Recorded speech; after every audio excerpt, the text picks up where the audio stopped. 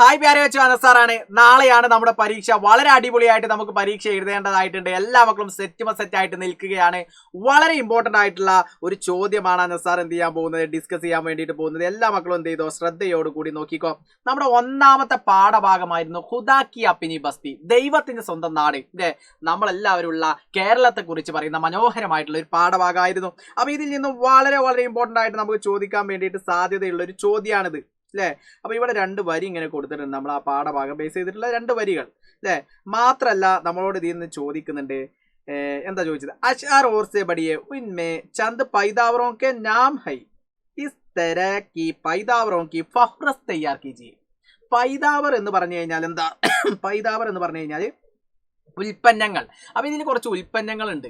ആ ഉൽപ്പന്നങ്ങൾ എടുത്തിട്ട് എഴുതിയിട്ട് അത് ഏതെങ്കിലും ഒരു ഉൽപ്പന്നത്തെ കുറിച്ച്, അതാണ് പറഞ്ഞിട്ടുള്ളത് കിസി ഏക്ക് പൈതാവർ പർ നോട്ട്, ഏതെങ്കിലും ഒന്നിനെ കുറിച്ച് ആ നോട്ട് തയ്യാറാക്കുകയും കൂടി വേണം എന്നാണ് എന്ത് ചെയ്യുന്നത് പറയുന്നത്. അപ്പൊ നമ്മൾ എങ്ങനെ തയ്യാറാക്കും എന്റെ മക്കളൊന്ന് പറഞ്ഞേ. ഇതിൽ കുറെ പൈതാവർ ഉണ്ട് അല്ലെ, നാരിയൽ ഉണ്ട് അല്ലെ, സുപ്പാരി ഉണ്ട്, ചായ ഉണ്ട് അല്ലെ, അതേപോലെ പിന്നെ നമുക്ക് വരുന്ന എന്താ യസ്ഖാജ് ഉണ്ട്. അങ്ങനെ കുറച്ച് കാര്യങ്ങൾ അതിൽ വന്നിട്ടുണ്ട്.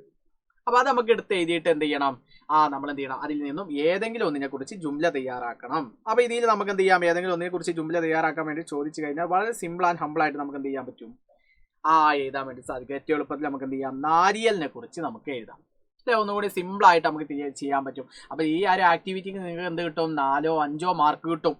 അപ്പൊ നോക്കാം. അപ്പൊ നാരിയൽ നമ്മൾ എടുത്ത് എഴുതി. ആദ്യം നമ്മൾ എന്ത് ചെയ്യണം, ആ 4 എണ്ണത്തിന്റെ പേര് നമുക്ക് എന്ത് ചെയ്യണം, എഴുതി വെക്കണം. അപ്പൊ ഇവിടെ കൊടുത്തിട്ടുണ്ട് അല്ലെ, പൈതാവർ അല്ലെ, പൈതാവറോं के नाम അല്ലെ, ഇവിടെ ചായ് അല്ലെ, അതേപോലെ പിന്നെ നാരിയൽ അല്ലെ, പിന്നെ അതേപോലെ നമുക്ക് വരുന്നുണ്ട് സുപ്പാരി, അതേപോലെ കോഫി. ഇതൊക്കെ എന്താണ്, പൈതാവറാണ്, പൈതാവറുകളാണ്, ഉൽപ്പന്നങ്ങളാണ്. അപ്പൊ ഈ 4 പേരുകൾ ഏതെങ്കിലും ഒക്കെ എന്റെ മക്കൾ എന്ത് ചെയ്യുക, പഠിച്ചു വെക്കാം.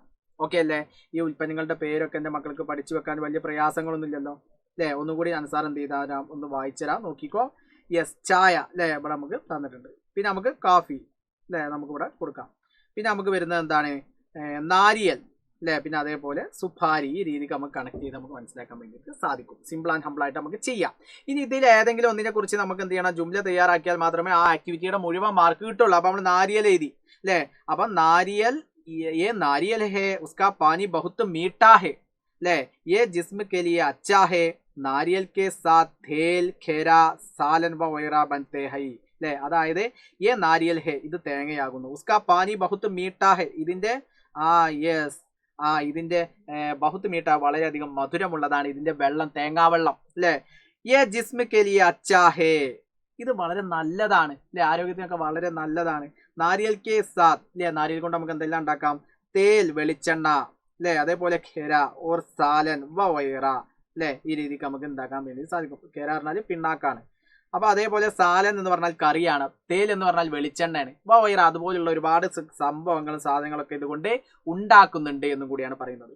നാരിയൽ കേരള കി അഹം പൈതാവർ ഹേ അല്ലെ. നാരിയൽ എന്താണ്, കേരളത്തിന്റെ ഒരു ഏറ്റവും പ്രധാനപ്പെട്ട ഒരു ഉൽപ്പന്നം തന്നെയാണ് എന്ന് പറയാം. നാരിയൽ കാ കോയി ഹിസ്സ ബേക്കാർ നഹി ഹേ അല്ലെ, നാരിയൽ കിത്ന അച്ചാ ഹേ, ഉസ്കാ പാനി കിത്ന മീഠാ ഹേ, നാരിയലിന്റെ വെള്ളം, തേങ്ങാവെള്ളം കിത്ന മീഠാ ഹേ, എത്ര മധുരമുള്ളതാണ് എന്ന് നമുക്ക് എന്ത് ചെയ്യാൻ പറ്റും, പറയാൻ വേണ്ടിയിട്ട് സാധിക്കും. ഇതാണ് കുറച്ച് പൈതാവറും അതേപോലെ ആ പൈതാവറിൽ നിന്നും വളരെ ഇമ്പോർട്ടൻ്റ് ആയിട്ട് നമുക്ക് മനസ്സിലാക്കാനും കൂടി വേണ്ടിയിട്ടുള്ള മനോഹരമായിട്ടുള്ള ഒരു ആൻസർ. അപ്പൊ നിങ്ങൾ എന്ത് ചെയ്യുക, 4 പൈതാവറിന്റെ പേരെങ്കിലും പഠിച്ചു വെക്കുക. അതിൽ ഒന്നിനെ കുറിച്ച് സിമ്പിൾ ആയിട്ട് നിങ്ങൾ എഴുതാൻ വേണ്ടിയിട്ട് നിങ്ങൾ പ്രാപ്തരാകണം എന്നുള്ളതാണ് അൻസാറിന് പറയാനുള്ളത്. ഓക്കെ അല്ലേ? അപ്പൊ സിമ്പിൾ ആയിട്ട് നാളത്തെ പരീക്ഷ എല്ലാവരും അടിച്ചുപൊളിച്ച് ചെയ്തൂലേ. അപ്പൊ എല്ലാ മക്കളും എന്ത് ചെയ്യണം, നല്ല അടിപൊളിയായിട്ട് നാളത്തെ പരീക്ഷ എഴുതണം. Wish you all the very best. अगला वीडियो में अनसार फिर मिलेगा. सबका बहुत बहुत शुक्रिया. Bye bye.